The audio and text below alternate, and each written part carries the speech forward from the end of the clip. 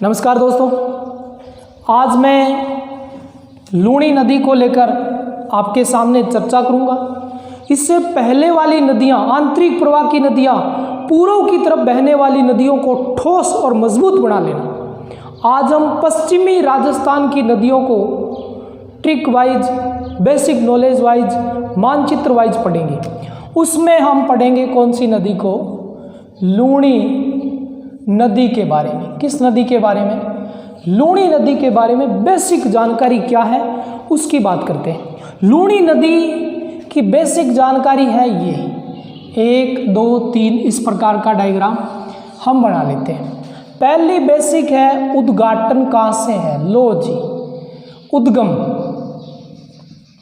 उद्गम स्थान अति इंपॉर्टेंट है दोस्तों। उद्गम स्थान के बाद किस जिलों में बहती है? जिलों का बहाव, जिन जिलों में बहती है उस जिलों का बहाव पढ़ेंगे। उसके बाद जिलों के बहाव के बाद सहायक नदियां कौन सी हैं, और सहायक नदियों के बाद हम क्या पढ़ेंगे?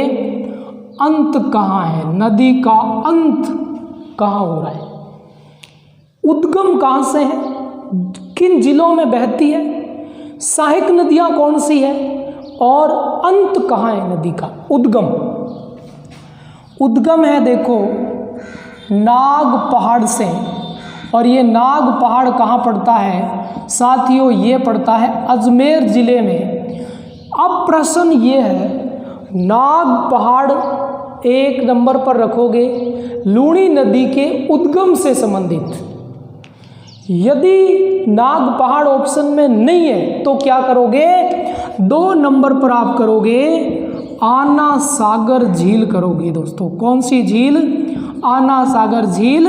ये भी अजमेर में, इसे अजमेर का कहते हैं समंदर, अजमेर का समंदर कहते हैं इसे।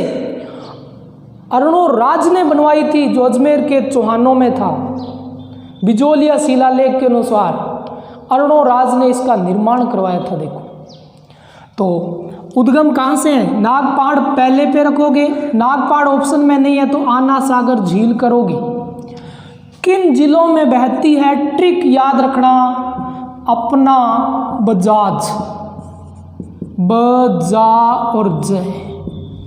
किसका बजाज? अपना बजाज कहते हैं ना, अपना बजाज है ले जा। ऐसी छोटी छोटी ट्रिकें जो पूरे दिन याद रहे। आपका बजाज नहीं, अपना बजाज।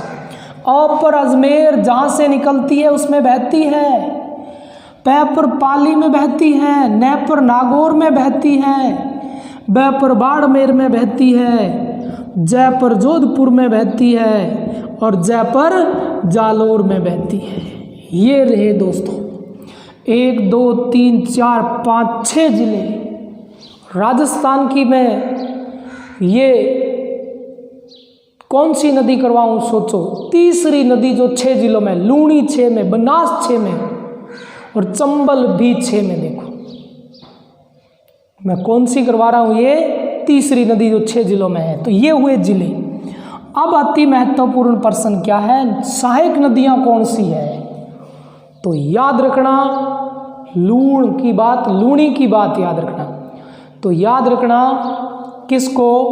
लूणाराम जवाई को याद रखना। लो जी जवाई जी, जवाई नदी। लूणाराम कौन है? जवाई है। लूणाराम कौन है? जवाई है। एक जवाई मिठा लाल बाणिया के पास गया, मीठड़ी नदी, और तीसरी लीलड़ी नदी। कौन सी? लीलड़ी नदी और मीठड़ी नदी। जवाई, लूणाराम जवाई मिठा लाल के पास गया और बोला मेरी लड़की की सगाई है। सगाई नदी क्या है? लड़की की सगाई हो। तो बोला लड़की की सगाई है। बाणिया जी कुछ दो। बाणिया ने कहा मेरे पास साग सब्जी नहीं है। सागी नदी। बाणिया मुकर गया, बोलो कोई साग सब्जी नहीं है मेरे पास। सागी नदी। बोला तेरी लड़की पढ़ती है क्या? जवाई जी बोला पढ़ती तो है। तो बोला घर में ए मित्र, मित्री नदी। मित्र घर में सरस्वती माँ की पूजा करो, सरस्वती नदी। मित्र घर में सरस्वती माँ की पूजा करो, सरस्वती माँ बांडी के रूप में आएगी, बांडी नदी बांडी के रूप में आएगी और बहुत सारी खार देकर जाएगी, खारी नदी बहुत सारी खार देके जाएगी। लूणाराम जी ऐसी राय लेकर लूणाराम जी चलने लगा। रायला नदी, ऐसी राय लेकर रायला नदी लूणाराम ज्वाई चलने लगा। तो बाणिया पीछे से बोला, मेरी हालात तो जर्जर अवस्था में थी। जर्जर से कौन सी नदी? जोजरी नदी। मेरी हालात जर्जर अवस्था में है, मेरे पास कुछ नहीं है। चुईया आती है और गुइया में जाती है। गुइया नदी, कौन सी नदी? गुइया नदी। ये सारी किसकी सहायक नदी है? ये सारी की सारी लूणी की सहायक नदी है। देखो कुछ नहीं करना, लूणाराम नाम से कोई ज्वाई है और ज्वाई गया मिठा लाल नाम से बाणिये के पास, बोला मेरी लड़की की सगाई है, कुछ साग सब्जी दो। अब बाणिया बोला, हे मित्र तेरी लड़की पढ़ी लिखी है तो घर में सरस्वती की पूजा करो और माता पांडे के रूप में आएगी और सबको खार खिला देगी, सबको खार खिला देगी। और मेरे से राय ले लीजिए, मेरी तो हालात बड़ी जर्जर अवस्था में है। चुईयाँ आती है, घूम फिर के गुइयों में चली जाती है। और ज्वाई जी वापस आ गए। ये सारी किसकी सहायक नदी है? लूणी की। ये जिले हैं अपना बजाज। अब अंत मुहाना कहाँ पर है इसका देखो, गुजरात में है। कहाँ पर है? गुजरात में, क्योंकि ये नदी किसका निर्माण करती है? अरब सागर की खाड़ी का। अरब सागर में जाती है नदी, गुजरात जिले में कच्छ का निर्माण करती है। किसकी खाड़ी का निर्माण करती है? कच्छ खाड़ी का निर्माण करती है। कौन सी नदी? लूणी नदी। यहाँ तक कोई प्रॉब्लम नहीं है तो इसका एक शानदार सा स्क्रीनशॉट लो।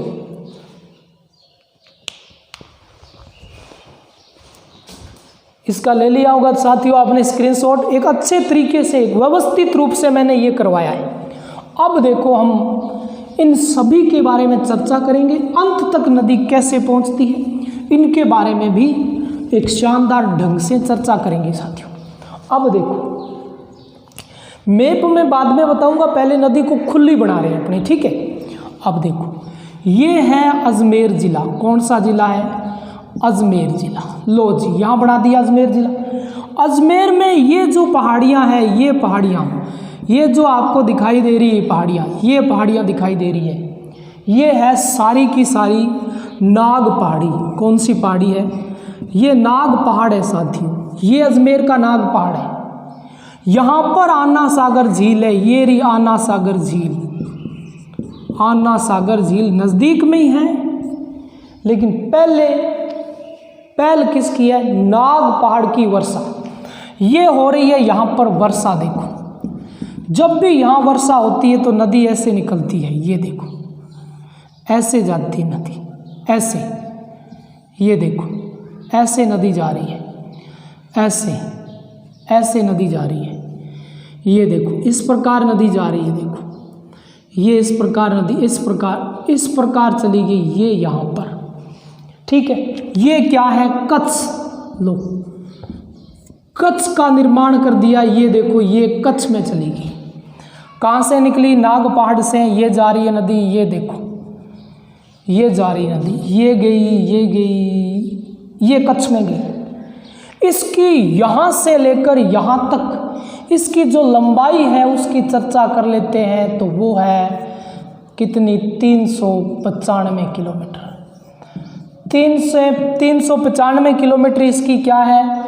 कहीं 495, सॉरी 395 नहीं, 495। 5 और 4 9 होते हैं, तो 4 5 लास्ट में, 9 बीच में आ गया, 5 4 9।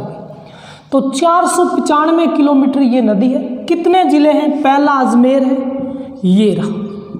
उसके बाद नागौर है, ये रहा। ये क्रमागत जिले बता रहा हूँ, 1 में ये, 2 में ये, 3 में ये रहा पाली, और 4 में ये रहा जोधपुर। ये जिले याद रखना दोस्तों। 5 में ये रहा बाड़मेर, और 6 में ये कौन सा है, जालोर, अति महत्वपूर्ण जालोर। ध्यान रखना इन प्रश्नों के बारे में। पहला अजमेर, नागौर, पाली, जोधपुर, बाड़मेर, जालोर, इन जिलों से बहती है शानदार ढंग से। अब कितनी लंबाई है कुल, 495 किलोमीटर। अब एक चीज ध्यान देना, जब भी ये निकलती है नाग पहाड़ से, आना सागर से निकली तो नदी का नाम है सागर माथा। अति इंपॉर्टेंट, क्या नाम हुआ, सागर माथा। उद्गम स्थल पर नाम क्या है दोस्तों, सागर माथा है उद्गम स्थल का नाम। अति इंपॉर्टेंट यही है, इससे अलावा क्या हो सकता है। उद्गम स्थल पर इसका नाम सागर माथा है, देख लो, हो गया। तो नदी का नाम लूणी कहाँ से पड़ा, हम तो लूणी को पढ़ रहे हैं, बस यही जानना है साथियों। यहाँ पर ये कुछ पहाड़ियाँ हैं, ये देखो, ये कुछ पहाड़ियाँ यहाँ पर है, ये रही, ये भी अजमेर में है। कहाँ पर है ये पहाड़ियाँ, अजमेर में है। इस पहाड़ियों का नाम है पुष्कर पहाड़ियाँ। कौन सी पहाड़ियाँ हैं, पुष्कर पहाड़ियाँ अजमेर में है साथियों, पुष्कर की पहाड़ियाँ। और पुष्कर में जब बरसात होती है, नदी आती है ऐसे घूमकर, और ऐसे ये नदी रही, देखो पुष्कर में बरसात हुई तो नदी निकली, कौन सी, ये नदी, इसका नाम है सरस्वती। कौन सी नदी है, सरस्वती नदी। अति इंपॉर्टेंट इसकी नदी है, देखो किसकी, लूणी की। सरस्वती नदी आती है, और यहाँ पर अजमेर में एक स्थान है, अजमेर का एक स्थान है, अजमेर का, उसका नाम क्या है, उसका नाम है गोविंदगढ़। लो जी, गोविंदगढ़ स्थान। गोविंदगढ़ स्थान से सरस्वती लूणी में गिरती है, नहीं सॉरी, सागर माथा में गिरती है, नाम हो जाता है लूणी। तो गोविंदगढ़ से इसका नाम क्या पड़ा, लूणी पड़ा। ये ध्यान रखना, सागर माथा नदी में जब सरस्वती गिरती है, पुष्कर की पहाड़ियों से निकलकर, अरावली की पहाड़ियों से निकलकर, तो सागर मती भी क्या हो जाती है, लूणी हो जाती है। देखो अब ये नदी क्या काम करती है, अब ये नदी आगे प्रवेश कर जाती है अजमेर के मैदान में। ये है अजमेर का मैदान, ये देखो, ये कहाँ का मैदान है, ये है अजमेर का मैदान। और जब नदी गोविंदगढ़ से निकलकर अजमेर के मैदान में प्रवेश करती है तो नदी का नाम बदलकर हो जाता है साकरी नदी। अति इंपॉर्टेंट दोस्तों, सागर माथा या सागरमती, फिर लूणी, फिर साकरी। अजमेर के मैदानों में इसे साकरी कहते हैं, गोविंदगढ़ से इसे लूणी कहते हैं, नाग पहाड़ या आना सागर से इसे सागरमती कहते हैं, सागर माथा कहते हैं। तो यहाँ तक प्रॉब्लम नहीं होगी, तो आगे चलते हैं नदी को लेकर। देखो ये तो हुआ गोविंदगढ़ के बारे में कुछ चक्कर। अब देखो यहाँ पर आ गया नागौर। देखो ये ऊपर जो है ये सारा नागौर है, मानो ये कौन सा है, ये मरुस्थल है दोस्तों, ये रहा मरुस्थल, और ये रही अरावली। अरावली और मरुस्थल के बीच की रेखा लूणी नदी है। अरावली ऊपर, अरावली नीचे, मरुस्थल ऊपर, बीच से गुजरने वाली नदी लूणी है। अरावली और मैदान को, अरावली और मरुस्थल को अलग अलग करती है ये नदी। अब देखो आगे क्या होता है, आगे ये होता है कि यहाँ नागौर की कुछ ये पहाड़ियाँ हैं, ये दिखाई दे रही है आपको, ये पहाड़ियाँ अजमेर, पहले अजमेर में देखा, अब ये पहाड़ियाँ हैं नागौर की साथियों। इन पहाड़ियों का नाम है पांडुला की पहाड़ी। कौन सी पहाड़ी है, पांडुला की पहाड़ी। पांडुला गांव नागौर में, इसी को कहते हैं पोंडला गांव या पोंडला की पहाड़ी नागौर में। यहाँ बरसात होती है, नदी आती है ऐसे, इस प्रकार ये आ गई, ये देखो ये नदी इस प्रकार आई। जैसे ही नदी इस प्रकार आई तो यहाँ पर एक गांव है, उसका नाम है काकेलाव गांव। कौन सा? काकेलाव पड़ता है जोधपुर के अंदर। जोधपुर के काकेलाव गांव से ये नदी, इसका नाम है जोजरी नदी। जयपुर जोजरी नदी पांडुला गांव से निकलकर, नागौर से निकलकर जोधपुर के काकेलाव गांव से लूणी में गिरती है। साथियों, अति महत्वपूर्ण हुआ या नहीं हुआ? काकेलाव गांव से जोजरी नदी किस में गिर जाती है? लूणी में गिर जाती है। एकमात्र ये नदी है जो किधर से निकलती है? एकमात्र नदी है जो दाईं ओर से निकलकर लूणी में गिरती है। मरुस्थल से निकलकर लूणी में गिरने वाली एकमात्र नदी जोजरी है, जो लूणी के समांतर समांतर बहती हुई लूणी में गिर जाती है। पूर्व से निकलती है, पश्चिम की ओर आकर लूणी में गिरने वाली नदी जोजरी। मरुस्थल से एकमात्र निकलकर गिरने वाली लूणी की सहायक नदी जोजरी, और उत्तर से निकलकर पश्चिम में आकर गिरने वाली भी जोजरी। देखो, दाईं ओर से एकमात्र निकलने वाली भी जोजरी।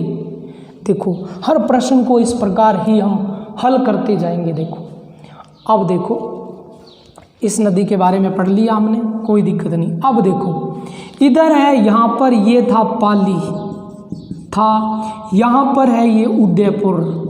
दोनों की सीमा पर यहाँ पर है बाली तहसील है। कौन सी तहसील है? पाली की बाली तहसील। और बाली तहसील में भी कुछ पहाड़ियाँ हैं, ये रही पहाड़ियाँ। देखो, ये रही पाली तहसील की भी, बाली तहसील की कुछ पहाड़ियाँ ये रही पाली में। देखो, इस पहाड़ियों का नाम है गोरिया की पहाड़ी।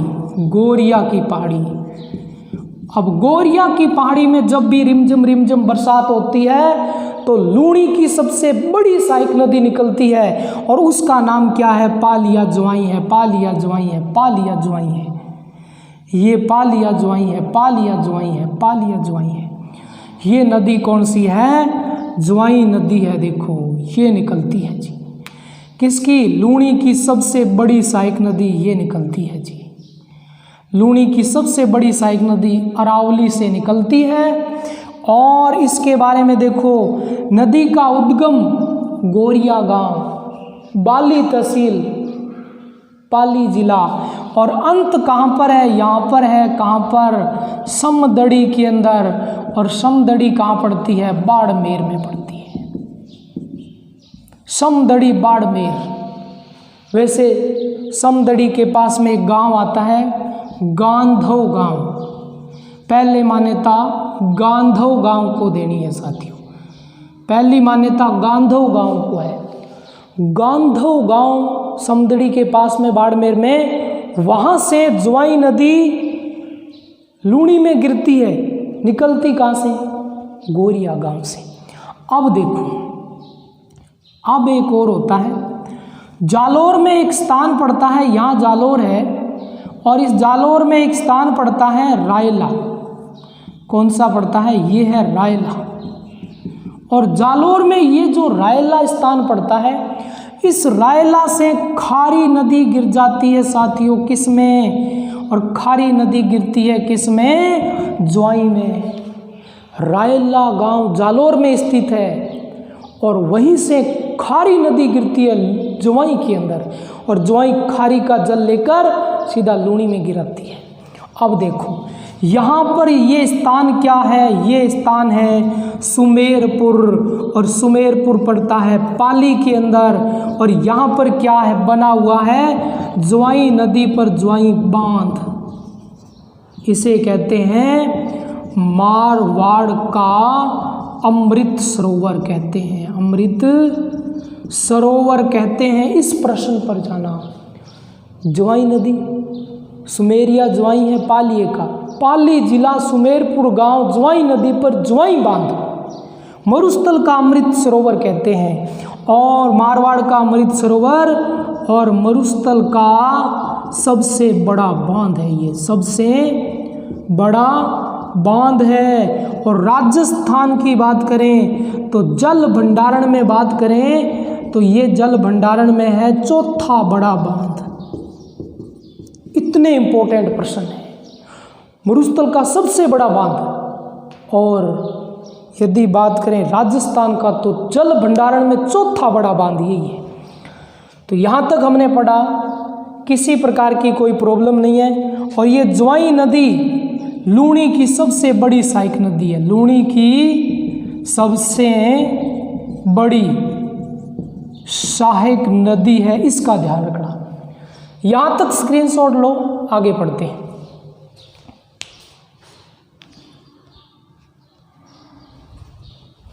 ले लिया होगा साथियों आपने इसका स्क्रीनशॉट। हमने मुख्य मुख्य नदियों को पढ़ा, सरस्वती को पढ़ा, जोजरी को पढ़ा और इसको पढ़ा। अब देखो, अब हम ये पढ़ने जा रहे हैं कि जोधपुर में लूणी पर एक बांध है, ये रहा। जोधपुर में लूणी नदी पर एक बांध है, उसका नाम क्या है? उसका नाम है पिच्याक बांध। कौन सा? पिच्याक बांध। पिच्याक बांध किस नदी पर है? तो करना पड़ेगा क्या?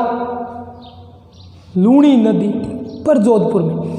जोधपुर में लूणी नदी को क्या कहते हैं? मरु गंगा कहते हैं। लूणी नदी को जोधपुर में मरु गंगा कहते हैं, मरु आशा कहते हैं, मरु आशा कहते हैं, मरु गंगा कहते हैं नदी को जोधपुर में।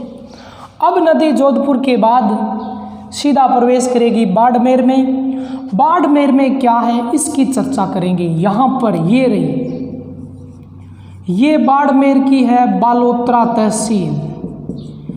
बताओ, बालोतरा तहसील जो है, इस तहसील से नदी ऊपर कर जा रही है। तो जब भी पुष्कर की पहाड़ियों में अच्छी बरसात होगी, क्योंकि ये अरावली की पहाड़ियाँ हैं, तो नदी उफान पर होगी सरस्वती, तो सरस्वती किसको उफान पर कर देगी? लूणी को। जिस कारण बालोतरा जब नदी के पेटे से नीचे है तो बाढ़ आएगी या नहीं आएगी? आएगी। तो नदिये बाढ़ कहाँ आ जाती है? तो नदिये बाढ़ आती है कहाँ पर? ये नदिये बाढ़ जो आती है वो आती है बालोतरा में। अति इम्पोर्टेंट है। बालोतरा में एक झील पड़ती है, उसका नाम ये देखो क्या है। इस झील का नाम है पंचभद्रा झील। पंचभद्रा झील। और ये झील कैसी है? खारे पानी की झील है। पंचभद्रा झील खारे पानी की झील है साथियों। अब नदी उफान पर होती है, बालोतरा में जाके इस झील में गिर जाती है। जैसे ही लूणी इस झील में गिरती है, नदी का बाड़मेर में नाम हो जाता है आधी खारी और आधी मीठी नदी हो जाता है। यह नाम कहते हैं लवणवती नदी। देखो, एक और दो नाम, दोनों नाम कहाँ पर है? बाड़मेर के अंदर। प्रश्न पक्का क्या कि नदी किस स्थान तक मीठी रहती है, किस स्थान के बाद खारी हो जाती है? लूणी नाम है तो इसका नहीं है कि पूरी खारी है, नहीं, पंचभद्रा झील खारी है। और जहाँ से NaCl भरपूर मात्रा में मिलता है, NaCl सोडियम क्लोराइड भरपूर मात्रा में मिलता है यहाँ पर, जो खाने के लिए 98% शुद्ध है। पूरे एशिया में सबसे बड़ी झील है जो शुद्ध नमक के लिए जानी जाती है। देखो, और ये नमक इस नदी में घुल के सीधा कच्छ में चला जाता है। इसलिए कच्छ क्या है? दलदल प्रदेश, नमक युक्त प्रदेश। और इसीलिए गुजरात का नमक में क्या है? अच्छा पोजीशन है।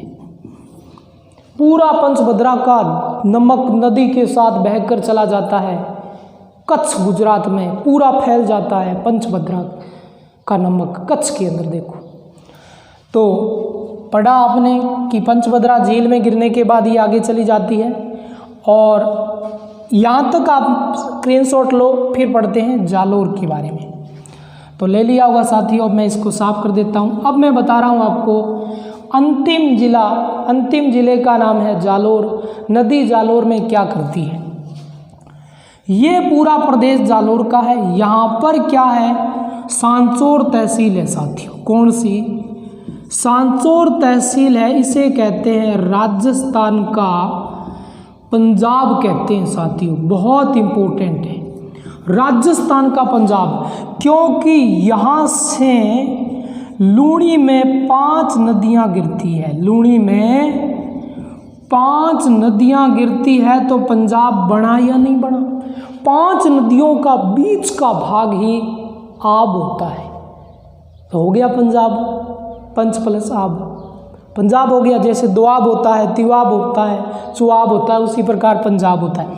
ये सांचौर है, और इस सांचौर से यह जो नदी है वो राजस्थान से बाहर निकल जाती है। देखो, सांचौर से नदी सीधा गुजरात में प्रवेश कर जाती है। सांचौर में 5 सहायक नदियां लूणी में गिरती है, बना देती है सांचौर को राजस्थान का पंजाब से। अगला देखो, सांचौर में इसके क्या नाम है नदी के? देखो, जालोर में इस नदी के नाम क्या है? जालोर में इस नदी के नाम क्या है? इस नामों पर एक नाम है क्या? रेहड़ नदी, मतलब नेहड़ नदी। कहीं रेहड़ कहा जाता है, कहीं नेहड़ कहा जाता है। उसके बाद नदी का नाम क्या है? रेल नदी। नेहड़ प्रदेश पूछ ले तो याद रखना, जालोर और गुजरात में क्या है? गुजरात व जालोर में क्या है? नेहड़ प्रदेश। नेहड़ प्रदेश किस नदी का प्रदेश है? तो करोगे लूणी नदी का प्रदेश है। लूणी नदी के प्रदेश को नेहड़ प्रदेश कहते हैं। तो जालोर में हमने पढ़ा कि इस प्रकार जालोर में ये काम करती है नदी, और इधर ये नदी ये काम करती है। संपूर्ण यदि इसका क्षेत्र देखें तो संपूर्ण इस नदी का क्षेत्र जो है वो है 11 जिलों में 10.41% है। देखो, 10.41% है राजस्थान का जल ग्रहण इसका क्षेत्र। देखो, 11 जिलों में है। देखो, इस नदी के प्रदेश को क्या कहते हैं? गोडवाड़ कहते हैं। प्रश्न बहुत बार आ चुका है। गोडवाड़ क्या है? नदी का वो प्रदेश जो जालोर और बाड़मेर का है उसे गोडवाड़ प्रदेश कहते हैं। नदी के आसपास गोडवाड़ी बोली बोली जाती है, जिसमें मारवाड़ी का मिश्रण है साथियों। इसके अलावा ये नदी जानी जाती है, पटवार का प्रश्न है, रंगाई व छपाई के लिए जानी जाती है। कौन सी नदी? लूणी नदी रंगाई छपाई के लिए जानी जाती है। गोडवाड़ प्रदेश इस नदी का है, नेहड़ प्रदेश इसका है। तो अति इम्पोर्टेंट हुई या नहीं हुई साथियों? याद ये रखना है कि जोजरी एकमात्र है, कई बार इसको जोबरी भी कहा जाता है। जोबरी जो मरुस्थल से निकल के इसमें गिरती है, बाकी सारी अरावली से निकलकर और लूणी में गिरती है। एकमात्र नदी जो दाईं ओर से निकलती है जोजरी, बाकी सारी बाईं ओर से निकलकर इसमें गिरती है। इसका स्क्रीनशॉट ले साथियों।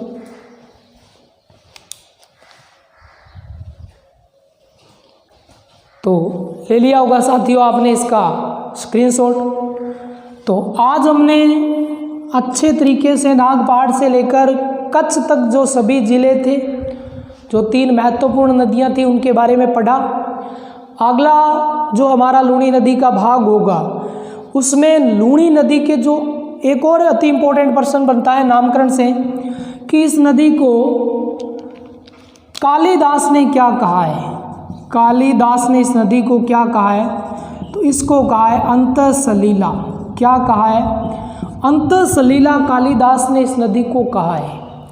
तो ये बहुत इंपॉर्टेंट फैक्ट्स है दोस्तों, इसका स्क्रीनशॉट लो। आज के लिए बस इतना। जल्दी हम आगे की क्लास लेके आएंगे। ज़्यादा से ज़्यादा साथियों शेयर किया करो संतवीर सर चैनल को। जय हिंद, जय भारत साथियों। सदैव आपके साथ इस प्रकार बने रहेंगे।